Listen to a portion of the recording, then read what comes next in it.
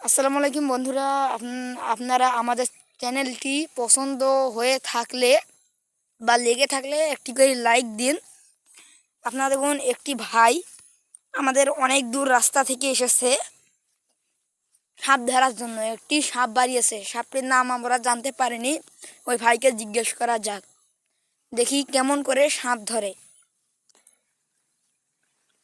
ভাই, সাপটি কি আপনি ধরতে পারলেন?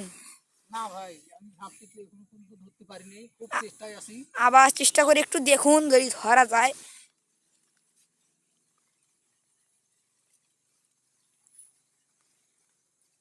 কি হলো, অবস্থা কেমন? ওই সাপটি তো একটা গর্তের মতো ঢুকে গেছে, আমরা সাপটিকে ধরতে পারলাম না, খুব চেষ্টা করলাম। আপনারা কোন জায়গা থেকে এসেছেন? আমি এসেছি দিনাজপুর থেকে আগত, গ্রাম?